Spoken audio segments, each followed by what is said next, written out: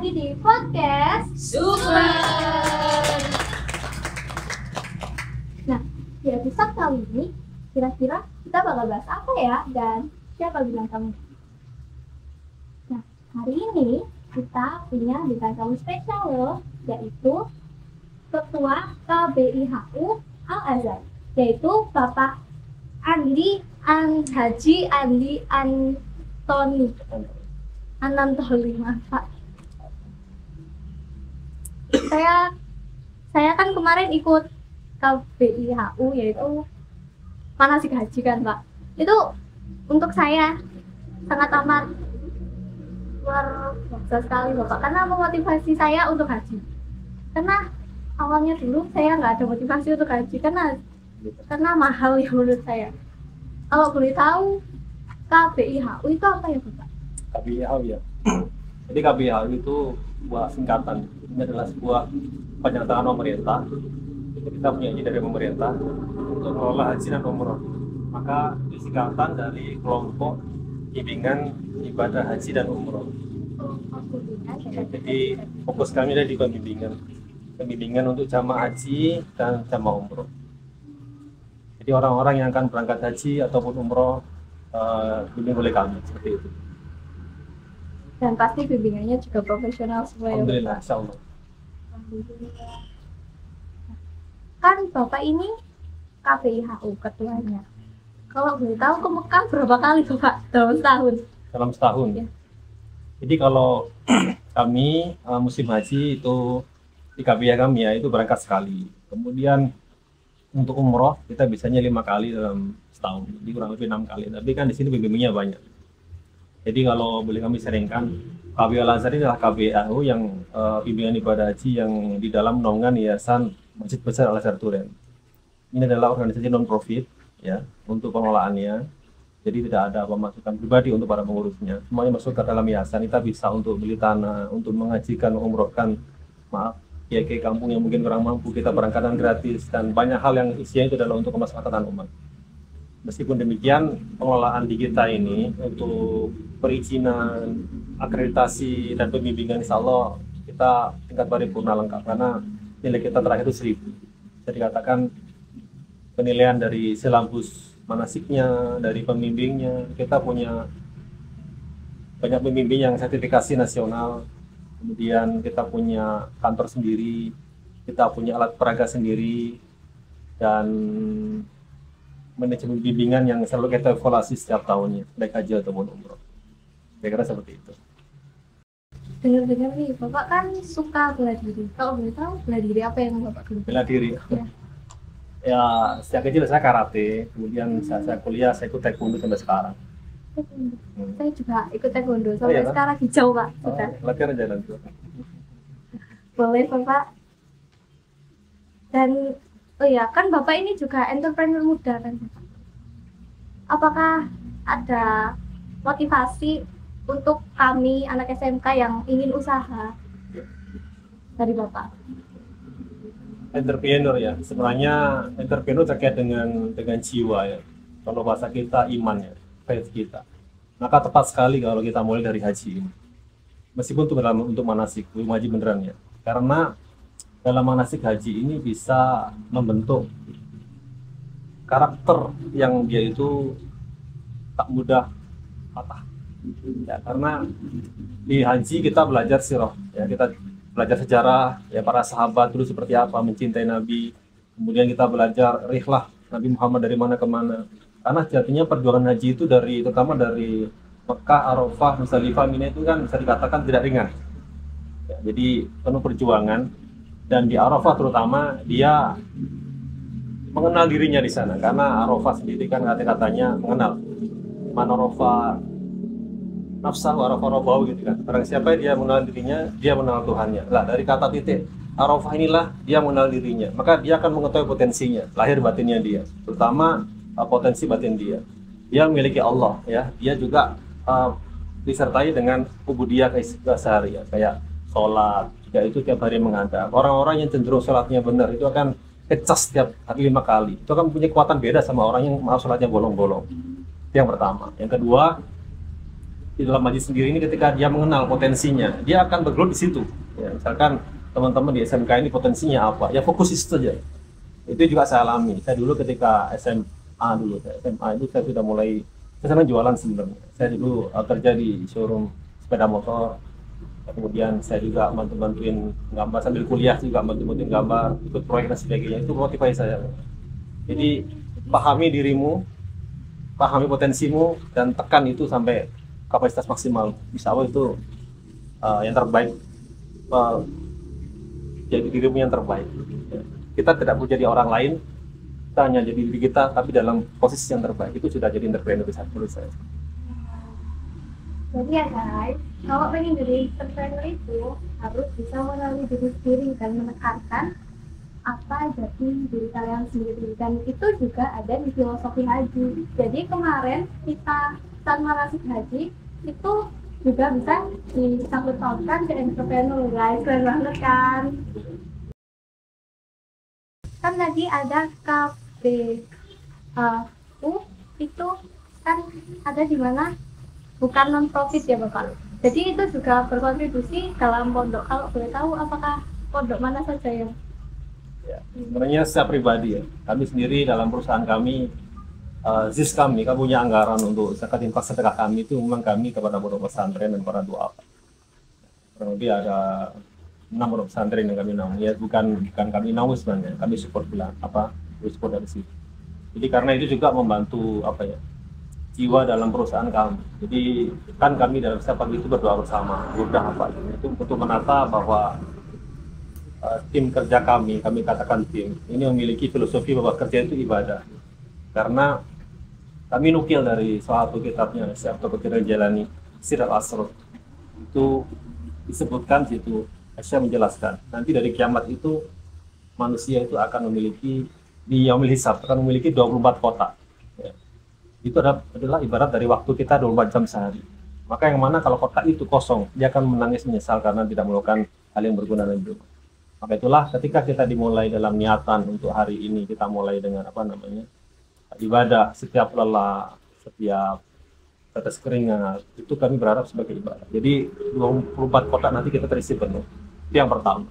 Maka itulah kami juga menginformasikan pada tim kami semuanya bahwa sebagian dari usaha kita memang kita arahkan untuk ke sisi. Jadi semoga, kenapa kita pilih pondok pesantren, karena memang disitulah bentuk thalabul ilmi. Jadi pembelajaran dari seorang kiai kepada santrinya, yang mana para kiai yang ikhlas itu mengajarkan ilmu dengan ikhlas. Saya berharap itu adalah jariah yang akan mengalir ya ila yaumil qiyamah. Selama ilmu itu diajarkan oleh santrinya kepada santrinya lagi, santri yang lagi sampai yaumil qiyamah.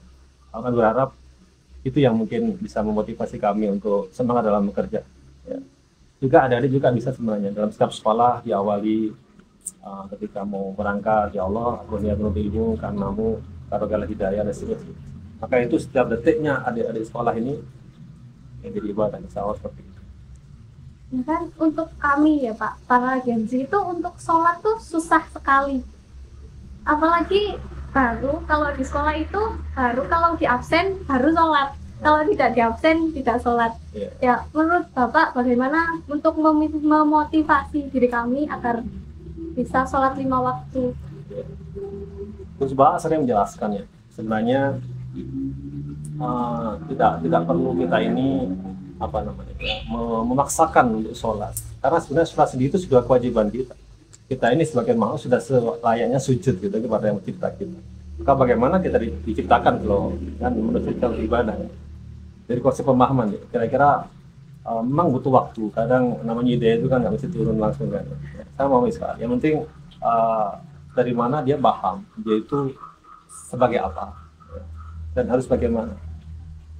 Terus terang aja tidak semua anak muda itu bisa bagus untuk sholat, kecuali dia memiliki yang pertama mungkin keluarganya memang bagus sholatnya, jadi dia terpengaruh, atau mungkin dia punya teman-teman yang bagus, dia terpengaruh. Kalau dia dalam lingkungan yang negatif, maka dia harus cari lingkungan yang positif untuk membangun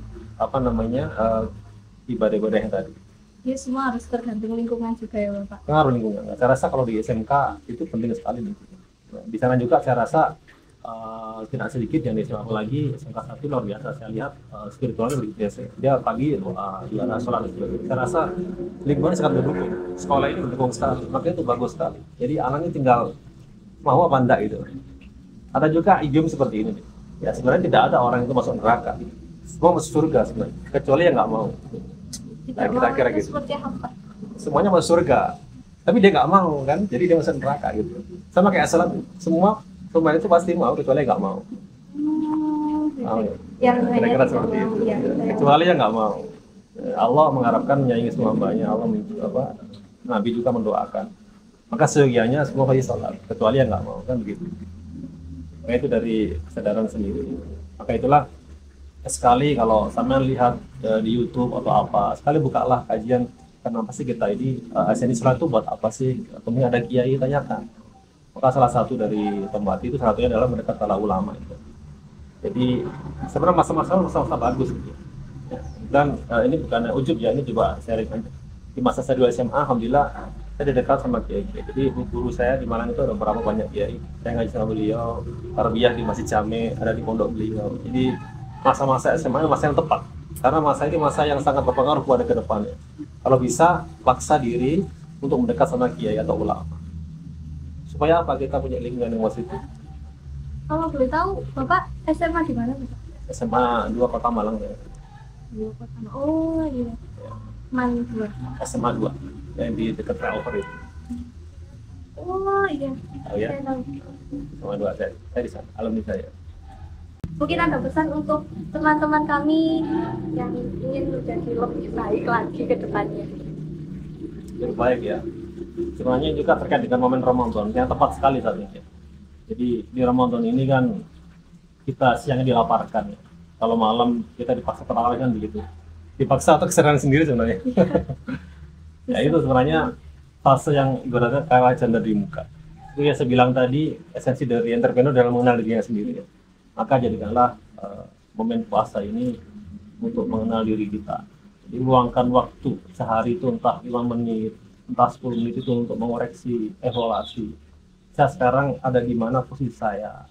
Kemudian saya depan itu impian saya apa. Gak apa-apa adik, kasih lah mungkin kalau saya sarankan ya. Adik buat 100 keinginan. Paksa diri. Kadang 20 sudah macet gitu kan. Misalnya saya ingin umroh, ingin uang 5 miliar setahun, atau mungkin ingin banyak mobil, atau ingin tulis semuanya sampai macet terus sampai 100. Itu apa namanya, critical thinking namanya, berpikir. Dari situ ambil 20 yang menurut sampean yang paling apa namanya penting, yang prioritas. Setelah 20 buat 3 ya, sampai ketemu 1 yang ketika sampean baca sampean menangis. Itulah impian sampean sebenarnya. Itu goal sampean. Maka ketika kita itikaf, kita lihat di mana kita sekarang. Ya, saya sekarang ini posisi apa? Saya sebagai pelajar, saya kelas 2, sebentar lagi kelas 3, saya lulus entah bekerja atau kuliah. Itu diperhitungkan. Ya. Mungkin banyak teman-teman yang SMK-nya masih sana sini ura-ura apa. Tapi sekarang kan buat teman-teman SMK 1, guru-gurunya luar biasa ini mengajar pada kita untuk bisa memprogram ke depan seperti apa. Karena dalam sebuah penelitian dari 100 orang hanya 5 orang yang di depan, karena dia sudah berpikirkan itu 20 tahun sebelumnya. Jadi masa muda dibuat tadi planning sampai ketemu 1 impian kita, itu tempel di kamar, buat buku impian. Saya juga buat, dan alhamdulillah 1 persatu tercapai. Amin, semoga saya juga begitu. Jadi buatlah Ramadan ini menjadi kawasan dari muka kita. Jadi kita punya planning, kita punya rencana. Yang kedua, syukurilah apa yang kita miliki. Kita punya tubuh yang sehat, kita punya lingkungan yang bagus. Kemudian kita dalam agama Islam, ya agama yang diridhoi Allah Islam, kita bisa sholat 5 waktu sehari. Kalau kita ngerti esensi sholat, maka dalam setiap sholat kita akan kecas. Ya, kalau kita mungkin kena masalah sampai duhur sholat, ini harus stop kan. Masalah urusan dunia stop. Kita sholat, kita fresh lagi sampai asar dan seterusnya seperti itu. Sholat itu membantu kita sebenarnya. Maka itulah beberapa sekarang jargonnya pengusaha muslim ya, sering di jargon di perusahaan dituliskan jangan lupa sholat ya. Sibuk apapun jangan lupa sholat, karena memang sholat itu membantu kita yang utama. Jadi milikilah perencanaan yang baik, kemudian milikilah goal yang baik, dan jadilah muslim yang taat. Saya rasa 3 itu akan membimbing kita menuju hidayah Allah. Karena sukses itu hidayah sebenarnya. Hidayah itu nanti menuntun kita pada keberhasilan. Jadi laluilah hidup-hidup kita ini dengan ibadah, karena sesusah apapun kita, apapun yang kita miliki, kita pasti mati kan. Maka itulah sebenarnya sukses terbesar adalah kita berjumpa pencipta kita nanti. Saat surga yang paling tinggi, ilmu yang tertinggi itu adalah kita bertemu dengan Allah Azza wa Jalla. Jadi di atas tingkat-tingkatan surga, itulah tujuan kita sebenarnya. Maka sangat beruntung sekali kita memiliki komunitas yang bagus, kita bersama para kiai SMK N1, saya rasa luar biasa sekali. Ikuti apa kata guru, dekat sama kiai. Ya. Itu harapan kami, semuanya kita bisa mulia dunia akhirat. Seperti itu. Semoga bermanfaat. Semoga bermanfaat. Jadi kalau pengen lebih baik, jangan lupa evaluasi, planning, dan juga jangan lupa ibadah ya guys. Nah, sekian dulu nih podcast hari ini. Semoga bisa bermanfaat ya. Dan dadah guys. Dadah.